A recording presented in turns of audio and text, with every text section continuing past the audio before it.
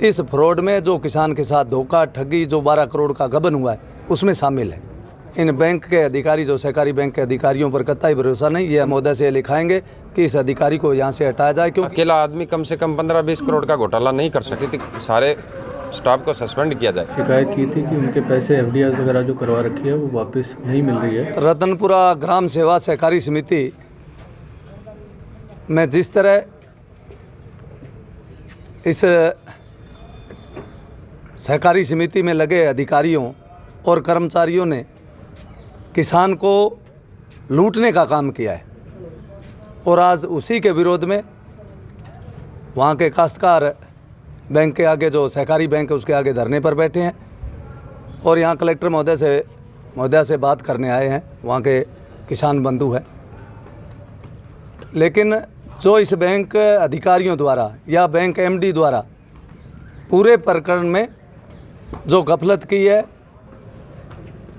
जो उन्होंने जिस तरह उसको हैंडल करना चाहिए था, इससे ऐसा साबित होता है, जो कलेक्टर महोदय के सामने बात हुई, इससे ऐसा साबित होता है कि बैंक के अधिकारी इस फ्रॉड में जो किसान के साथ धोखा ठगी जो 12 करोड़ का गबन हुआ है उसमें शामिल है। इसी बात के लिए लेकर आज कलेक्टर महोदय से बात भी हुई है। इसमें आगे उन्होंने आश्वासन दिया है कि इस प्रक्रिया को सही अपनाएंगे। सब जगह जहाँ उसकी ज़मीन कूड़ कर ली गई है जिसने गबन किया है उसकी, लेकिन किसानों को इन बैंक के अधिकारी जो सहकारी बैंक के अधिकारियों पर कतई भरोसा नहीं। ये हमने कलेक्टर महोदय को निवेदन किया है। और दूसरा कि ये उच्च स्तरीय मांग करेंगे। हालांकि कलेक्टर का अधिकार क्षेत्र नहीं है कि वो एमडी को हटा दे, बैंक के एमडी को हटा दे, लेकिन हम उच्च स्तर पर भी प्रयास करेंगे और यहाँ भी दबाव बनाकर कलेक्टर महोदय से लिखाएंगे कि इस अधिकारी को यहाँ से हटाया जाए, क्योंकि एक नहीं 6 सोसाइटियों में पहले गबन हो चुके हैं, खोला में, गुरुसर में, अराइयावाड़ी में।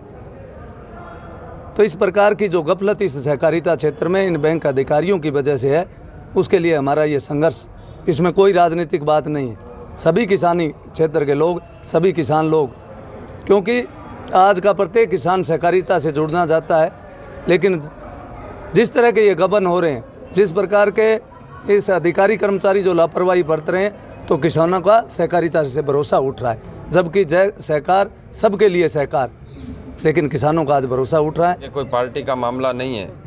किसान के साथ लूट हुई है। किसान की पाई जोड़ करके, खून पसीने की कमाई जोड़ करके मिनी बैंक के अंदर, रतनपुरा के अंदर जमा करवाई, वो इन सहकारिता विभाग के कर्मचारियों ने लूट लिया। और उसमें एक अकेला आदमी कम से कम 15-20 करोड़ का घोटाला नहीं कर सकता। ये चोइलावाड़ी पीएनबी बैंक में हुआ था, उस समय भी हमारी यही मांग थी कि सारे स्टाफ को सस्पेंड किया जाए। यही मांग हमारी यही है कि एक तो मुकदमा आज तक नहीं करवाया गया, एक एमडी जो यहाँ बैठा है वो महाभ्रष्ट और महाचोर आदमी है, उसका खुद का इन्वॉल्व है। उस एमडी को हटाए बगैर हम दूसरी बात पे, दूसरी मांग पे विचार कर ही नहीं सकते।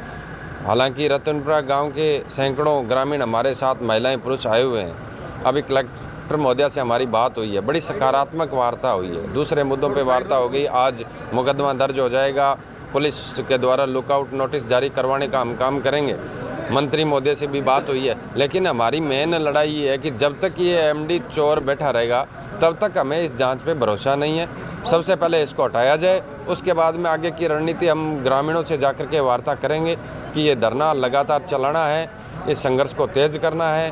क्या रहता है वो बाद में हम बताएंगे। केंद्रीय सहकारी बैंक के अंदर हंगामा होने के बाद कलेक्टर ने प्रतिनिधियों के साथ की है वार्ता और वार्ता कर इस जांच को आगे बढ़ाते हुए जल्दी ही किसानों का पैसा वापस दिलाने का भरोसा दिलाया है। आइए एमडी केंद्रीय सहकारी बैंक हनुमानगढ़ का इस मुद्दे पर क्या कहना है वह भी आपको सुना देते हैं, सुनिए।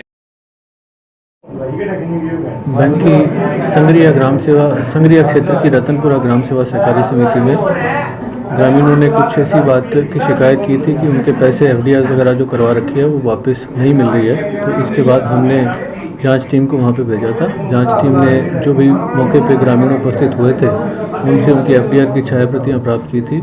प्राथमिक जाँच में जो हमें अनियमितता मिलने पर हमने तुरंत कार्रवाई करते हुए राजस्थान सहकारी सोसाइटी अधिनियम के अंतर्गत जो समिति के पूर्व व्यवस्थापक रमेश और उसके बेटे, उसकी संपत्ति को हमने कुर्क करने की कार्रवाई करवा ली है।